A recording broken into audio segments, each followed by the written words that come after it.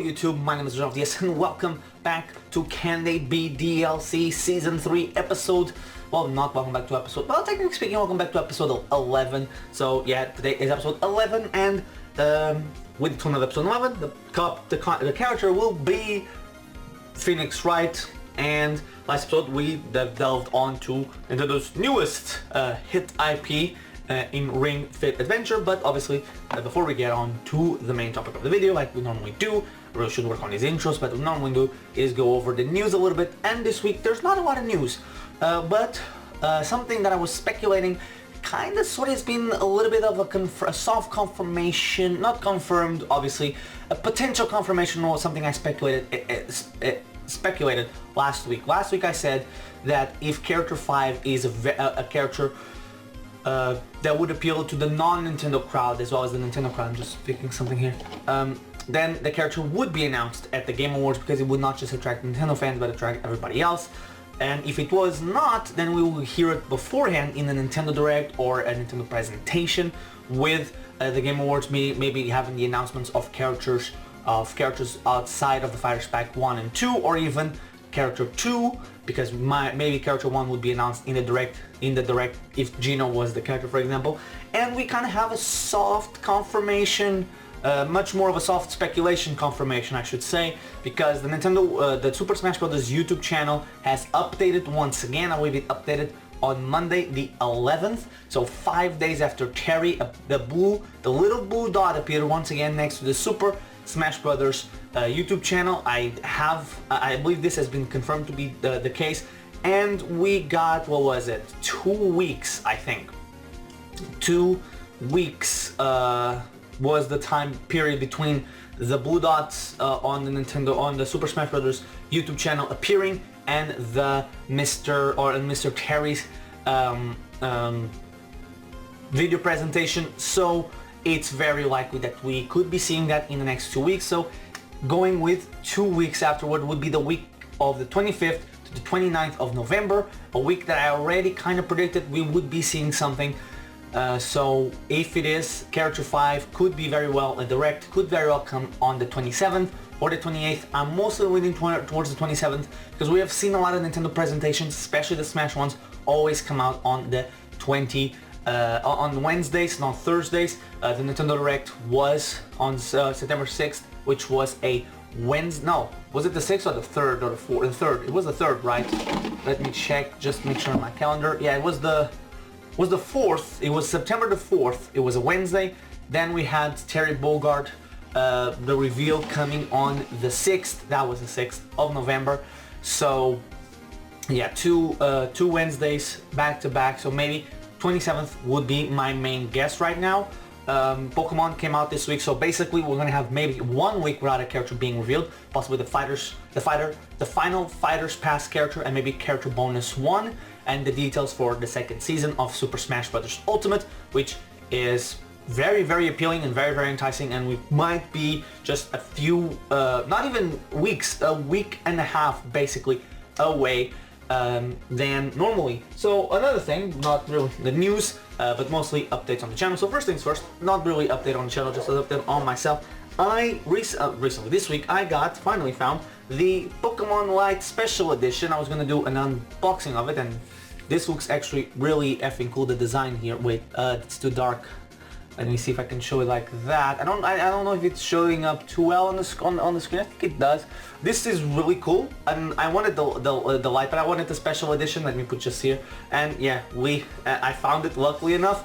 But then I felt kind of dumb because had I waited I think 2 days, it would have been in promotion at the place that I bought, because you know, I live in Portugal, we don't have Black Friday the way Americans have, and Black Friday is just something that happens in November basically. Every other week we have something for Black Friday. It's dumb, I know, but it happens. I think today the promotions were, if you buy a Nintendo Switch, a regular Nintendo Switch, you get a game for free between Mario and Pokemon, I think. And if you bought a Switch Lite, it would be 15 euros off. I don't know if the Zamazenta one, Zeshin and Zamazenta, was on it or not, but you know. Also, obviously on the channel, this week began the Pokemon playthrough. A little more advanced than obviously the recordings or videos, I would suggest.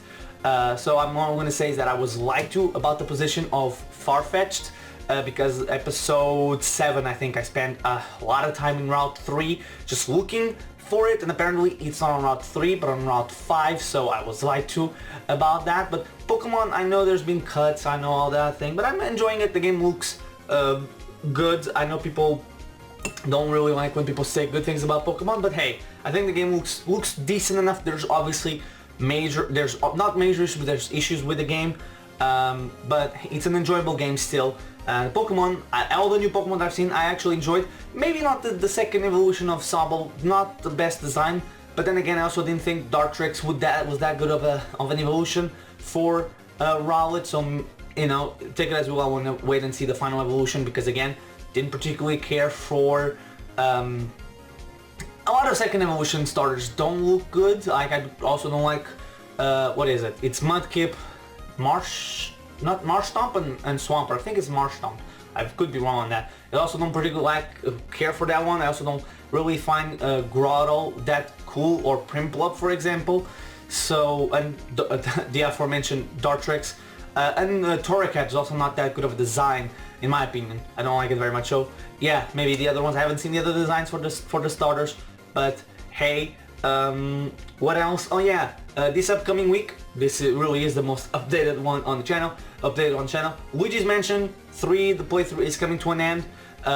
I just need to edit and render the final 3 episodes, and I don't think it's gonna go up this week, because right now today is gonna go up the 16th episode. So yeah, basically in the next upcoming week it will be done, because 18th, yeah, okay, might be done, might not be done. I'll just say it might be done. It's a possibility in the air. Also, congratulations to Luigi's Mansion. It made to 3rd in the NPDs for the month of October. The game only sold physically for about 3 days, so the 31st, the 1st, and the 2nd, and it made 3 with no digital and being an exclusive in the month of October, which was very competitive. It was great. Overwatch, despite the whole thing about Blizzard, it still made to the top 10, I believe, and it was the 5th bestseller on the Switch, which included digital sales, and it made it to the top 10 of the overall month. So maybe it probably sold well enough to do it. A lot of sales coming obviously from the Switch, because it was a brand new game to the Switch. But as I was saying, we just mentioned coming to an end this week, most likely. Maybe, may I say this week, maybe next episode I'll be recording and Luigi's Mansion is about to end. So I'm gonna say about Luigi's Mansion, a good game, not my favorite game of Nintendo this year. I like the game. I have problems mostly with the camera and sometimes the depth perception. Some of the bosses I didn't particularly like. For example, the final 2 bosses. I really enjoyed the second to last boss, but I don't particularly care for the final boss. It has some things that I don't particularly enjoyed. The second to last boss is actually pretty fun, because it implements Gooigi in a good way, in a fun way. I liked it. The final boss doesn't really implement Gooigi outside of a few things, and it's not really a battle that I particularly like. But if you guys want to watch that, we could probably come out in the upcoming week. I don't know when, but I would say probably, well, maybe it will even come out at the same time as the final video. So anyway, that was enough for it, and you can tell that I probably shouldn't have talked as much, but still, we are going obviously to talk today about Phoenix Wright, the Ace Attorney. And Phoenix Wright is an interesting character to talk about. Phoenix Wright is not a character you would think originally for like a fighting game character. It doesn't make a lot of sense. He doesn't have a moveset. What can they do? But Phoenix Wright actually has a history of being in fighting games. He appeared in Marvel vs. Capcom 3, I think. I don't know if it was all of the Marvel vs. Capcom 3s, or if it was just Ultimate vs. Marvel vs. Capcom 3. I know it appeared in there, and he was actually used a lot as people talking about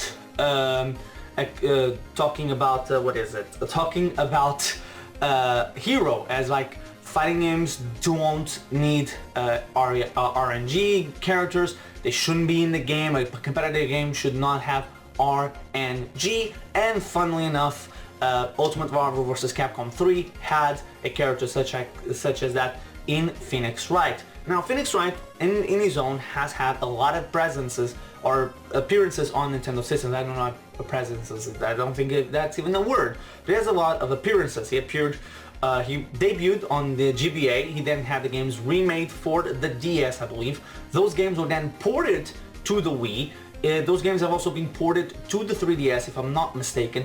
And very recently, he has had games ported once again, that original trilogy, into the Wii, to the Switch.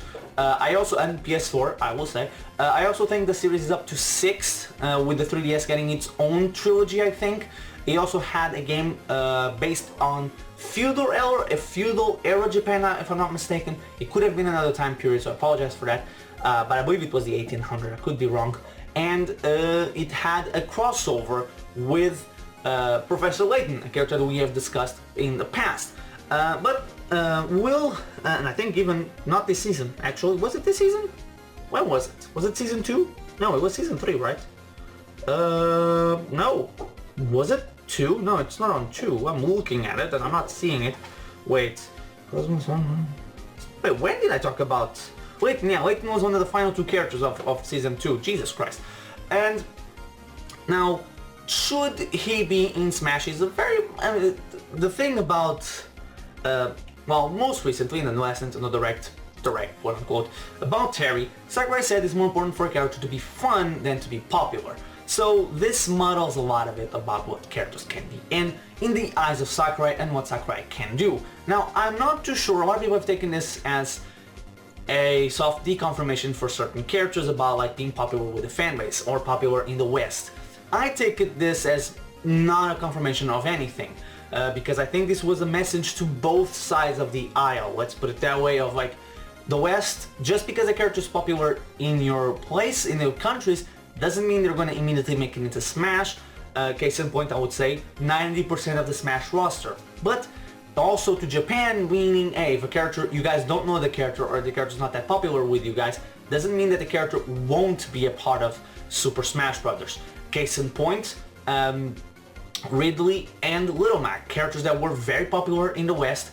Little Mac, when he was announced, it was a literally who in Japan. The reaction in Japan was like, who is this? And for Ridley, they call him Captain America in Japan because, or I believe that's what I've been told, the community in Japan calls it Captain America because the West wanted him. It's a little, I mean, yeah, most of the community probably that wanted him was from the Americas, so it kind of makes sense. Not only that, but Dark Samus, another one that was included mostly for the western side of things, with Cloud Chrome taking for the eastern side of fans, but I believe Chrome was very much just a Smash bubble pick, like other characters like Lloyd. I would say it's very much a bubble in Smash that creates around a specific character. So it could be for both ends. It could also be for both ends and still affect Mr. Phoenix Wright. The point, actually, let me rephrase the point correctly before going on to why this would affect Mr. Phoenix Wright. A lot of people, and for example in my Lloyd video, somebody brought out that he probably, again, I don't know, it's unproven, but he's a very very popular character in Japan. So it could be that hey, you Westerners, this character is popular in Japan, you guys might not care about him, but he is popular, so he's gonna go in. They also could be, the coin could be flipped on the other side and be like, hey, Japanese fans, we've given you a lot. Heck, 3 out of the 4 characters already announced in all. 2 out of the 4 characters announced for DLC have been mostly for you guys, with Latin America taking another one and the West, or the US and Europe, taking the other one. But overall, the 4 characters could be considered appealing to Japan in a way. Or more appealing to Japan than the other 2 in a way.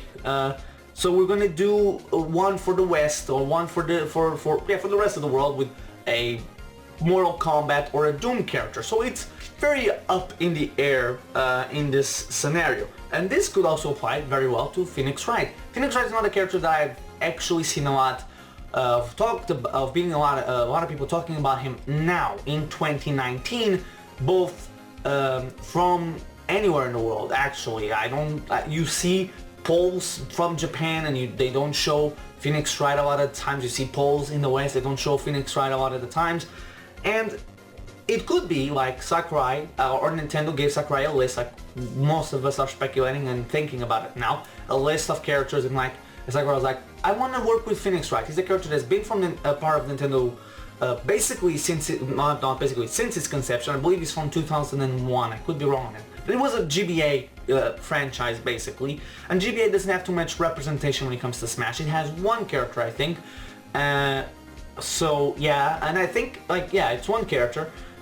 It's beaten by the 3DS, which showed less than it, and I think it's tied with the Wii U in amount of characters that debuted on that system. Heck, the Wii U might even surpass it should a character like should Elma or should Wonder Red or should trying to think of somebody else I can't right now show up and take that spot, you know. No, actually it's below the 3DS because 3DS also has, I was gonna say it only has the Fire Emblem Awakening characters and Palutena or Dark Pit, but no, it also has the Pokemon and what was the other character? Damn it, I forgot what the other character was. I just had it on top of my head. So yeah, and the Switch doesn't have anyone yet in Smash, but it's very likely we could see somebody from Switch and Smash. But Phoenix Wright, not a popular character right now. I would say like 5 years ago. It also 5 years ago it would have been talked about a lot by the Smash community. It's an interesting character that kind of like Layton has been buried not just in the more openness for third parties on the Switch, or some third parties on the Switch, let's say, the appearance and the re-emergence of, let's say, rare properties now being much more likely to for us to discuss in context of Smash. Then, okay, and we're back. Had a little bit of an interruption there. I believe I was talking about Phoenix Wright getting lost in a little bit in the shuffle over the past 5 years because of the emergence of third parties and now rare properties basically being back on the table. For years when we discussed Banjo-Kazooie, because it was Banjo-Kazooie the most well-known of the rare properties over the years, and the one I believe even Sakurai talked about having in Smash Melee. I believe they were under consideration for Melee, then they were cut, then the Microsoft buyout happened. So yeah, obviously Banjo-Kazooie kept a lot of popularity over the years, and the fact that everything that happened with Nuts and Bolts was also a thing, but still, Phoenix lost a lot of his mojo, let's put it that way, over the past 5 years because, again, the emergence of rare, emergence of more third parties. Like now, we actually discussed the possibility of Doomslayer. Now we talk about characters maybe before we wouldn't. Now we're also talking more serious about like maybe indie characters, not just like before it was like, oh, never, some people were like never happened, and like conversation was very much would go, people would discuss it, we would talk about it, but never really, a lot of people would never take it really seriously. Also now that we have like Castlevania and stuff, and Solid Snake, a lot of characters have not really lost their mojo in a way.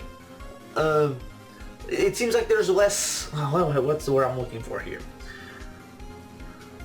I don't even know what the word I'm looking for here, so I'm just gonna, what is it? Come on. Not just, it's not just that, not Konami, I didn't want, but yeah, but with Konami showing up, Square Enix showing up, it's much more like, it's more open to other third parties than it was before in a way. We have more of them, and it becomes a lot more of the, of him losing a lot of ground. Another thing that would go against the possible inclusion for, the one thing, the major things going against Phoenix Wright would be, again, the loss of relevancy in the last the past decade, let's put it that way. The fact that the franchise has been going down in sales, lack of popularity, once again being overshadowed by other characters, so that leaves the fan base to not discuss it as much and request it as much. The fact that Capcom has in fact moved on, basically, they're still making, I don't think they have announced Ace Attorney 7 actually. I was gonna say they did, but I don't think they ever did announce Ace Attorney 7. Maybe I'm wrong, I do believe they did. I could be wrong on that. And again, more characters being popular today, and it comes down, not just more popular characters nowadays, is that right now, what Capcom franchises would Capcom right now probably approve to be in Smash? More than likely they'll be like, no, Phoenix, no. You get Resident Evil or Monster Hunter, take it or leave it. Or even Devil May Cry is now also on the table for Smash, which would be insane if we got the Dante for Smash, just because, you know, already have Bayonetta. There'll be an interesting one of the battle of the Kamiya characters. Actually, you include in Astral Chain and maybe Wonderful 101, just saying. It'll be really cool to have all these basic characters, and Amaterasu, and you have like this entire thing of characters just from Kamiya and Platinum games. That'll be really interesting to see. And the likelihood scale, I don't think he'll be a playable character. I think that although Sakurai seems like more fun than recognizable, he would be an interesting character to play with. The moveset Sakurai could create could be very unique, even with the without taking anything from Marvel vs. Capcom. But the problem is always will lie with what Capcom will allow. We don't know. Sakurai doesn't know. It's up in the air. So yeah, I could see him all. However, if we do get a Capcom character in the second season, I don't think we're gonna get a Capcom character or rep in as Fighter Pack 5. I think if Fighter Pack 5 if Fighter Pack 5 was a Capcom character, I don't think we would have seen Mega Man and Proto Man and Mega Man X, or no, Proto Man and Zero. Why did I say Mega Man X? Come out with Banjo-Kazooie. It seems a little bit weird to have those, or to have those two with Banjo-Kazooie if Capcom was character 5. Also, it could be it could be that Pack 5 is just a Capcom character with a bunch of costumes from other franchises, but it still feels weird that it would be. But at the same time, it's weird that we only got those two returning, because if I'm not mistaken, from Capcom we also got in Smash 4, we got the Mega Man.exe costume and Monster Hunter as costume. So maybe Capcom will get character 5 or another character in the DLC, and then those two other costumes could come with it. And maybe even Phoenix Wright as a Mii costume, because I think if he doesn't work out as a character, he could very well be a Mii costume for a Mii brawler, and it could be like Sans in the sense that it would be a premium one. It would come with a song, most likely the what is it? I probably shouldn't have done that part. Probably it's going to be the song playing throughout this entire video, because it's the one I'm going to look for it, because it's a really good song to have, and I think it would be a really good one to have in Smash. So yeah, I think it would definitely be interesting to see a Mii costume like that. And the stage for him, just going to say, the courtroom would have to be the stage, because what else are you going to do with Phoenix Wright, to be completely honest. So we move on to the comments for the last episode for Ring Fit Trainer, Ring Fit Adventurer. I don't know what to call it. We only have one comment, and it's from Terry Servanson saying TV 14 comes after PG. I think I said it was, and if it's so, I guess I was right. And I know that because of pro wrestling in a way. I think the reason why people didn't speculate about an SNK character getting us in is most likely because people probably forgot SNK existed. It is true. They always started like to make a comeback in the last few years with, funnily enough, with the rise of the Switch. Technically, the presentations videos aren't live streamed; they're pre-recorded. Yeah, but the presentation was every direct is a pre-recorded thing, but they are not YouTube uploads. You have Terry, for example. Joker was a YouTube YouTube upload. Same thing with Hero. Banjo didn't. Well, I believe it was also a YouTube upload that also was live streamed at the same time. This one was live streamed. Yeah, it was pre-recorded, but it was something. It wasn't just a YouTube upload. You had to watch the entire thing beginning to end on live. Then, or live obviously, then it was on YouTube where you could skip parts. Then okay, so yeah, I could see Ring Fit Adventure Trainer maybe being a Mii Brawler costume in Smash Ultimate, and if there's a Smash Brothers game after Ultimate, why can't I not say Ring Fit Trainer? Would most likely be a full playable character, probably replacing Wii Fit Trainer. I don't think so. I don't think so at all. They are very different characters. Like, they're very, very different characters. The only thing they have in common is fitness, and everything else is different about the two. Just on that, they're very, very different characters. They can totally have different movesets. Also, we've heard this thing before of character A is gonna be in game to replace character B. Chrom was gonna be that. Chrom's gonna be in to replace Ike. Greninja or Zoroark was gonna be in. Mostly Zoroark is gonna be in Smash 4 to replace Mr. Lucario. A lot of times we hear character A is replacing character B, and it never happens because the characters are different, fundamentally different. And I think this is the case. I think characters would play incredibly different, and I don't think Sakurai would be like, that's a good, let's remove this one to put this one. And I also think unless there's a specific game developing issue with the character, I don't think from this point forward any Nintendo character will be removed. And assuming, which is the far smarter way to do things, would be doing what they did with Ultimate, and they do it for the next game, take Ultimate as the base game and build off of that. I know Sakurai said don't expect as many fighters as we have now. I think most of that comes from third parties because, for better or for worse, obviously I think now third parties will become more open. SNK probably will go to Nintendo for the next one, be like, we have 30 characters if you want to put them in. We don't care. Here, we'll help with the models. We'll help with anything if you guys give us the characters in. But like, we can't forever trust, like for example, Banjo-Kazooie. We don't know what the future holds in 3 years, or any Square Enix character with a myriad of things, characters. Sora would be another one. We can't trust Disney. From like that, it could be like, oh no, now we don't want it. Now we want it, but tomorrow we don't. Obviously, and the same thing could happen with Capcom. Like level 5, if level 5 gets a character in Smash, we don't even know if level 5 is going to be alive by this time next year, much less having characters in Smash.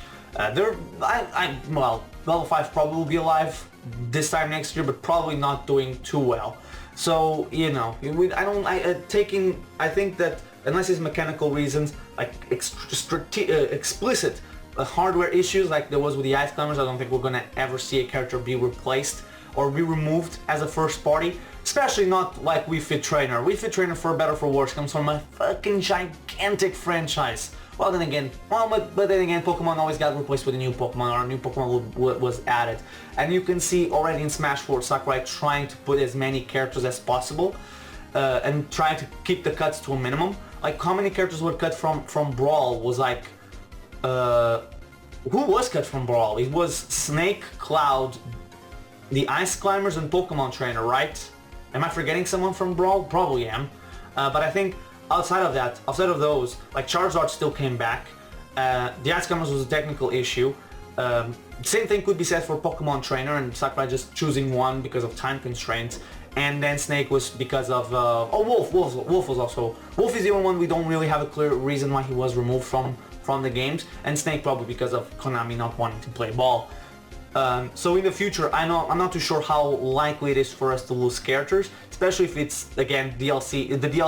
The second season of DLC takes place with already the entire team as they begin work on the next game, because let's be completely honest, for better or for worse, the Switch, Nintendo wanting to keep the Switch alive longer than other systems might just mean the name Switch, or having games be cross-platform, or games that would be also playable on the Nintendo Switch after the next system comes out. So it's very unclear on what they mean. And obviously, there's this old thing in professional wrestling that is cards subject to change. So never believe a card for a pay-per-view or for any event, because cards subject to change. A month, a week can happen, and in a week a lot of things can happen and change the match cards like that. Same thing can happen for a video game company. Like they could be like, oh, we're gonna do this we're gonna have this system on for 6 years, and then it tanks in sales like the Wii U, and it's like 4 years is too much, or a competitor shows from out of nowhere like the PSP, and oh, we need to kill the GBA. Oh, the GBA did very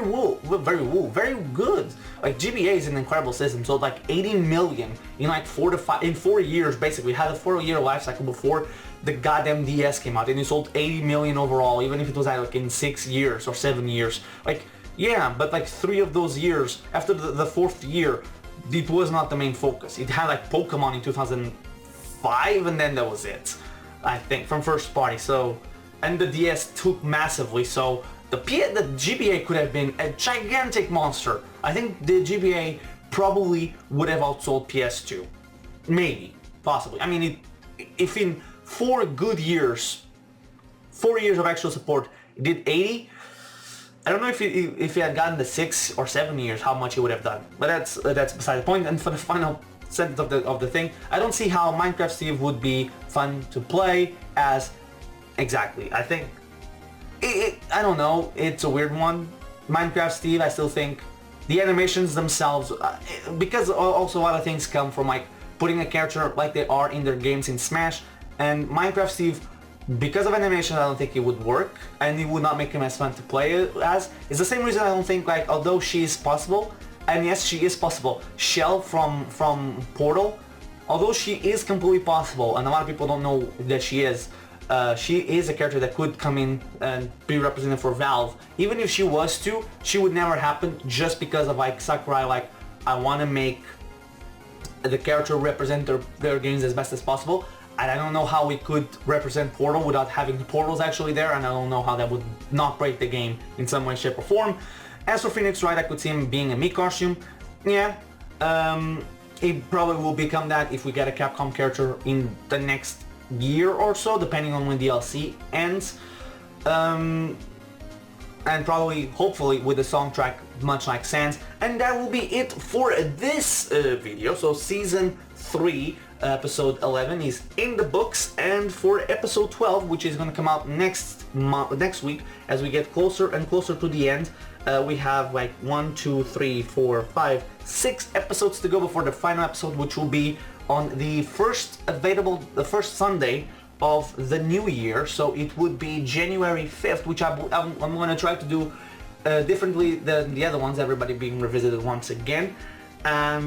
It's a different way. And next week we're going to be talking about a very, very iconic character and a very important video game character, and one of the most recognizable video game characters of all time that can be in Smash Bros. But doesn't get a lot of talk. Maybe because for Character 5 they probably won't be in, because this company already got their company already had the game or a character in this DLC. But it could be, and one of the characters I believe it will be a Smash character eventually, be it in the next Fire Pack or not, and it will be Lara Croft. So thank you guys for watching. I've been the Legend of DS. See you guys next time.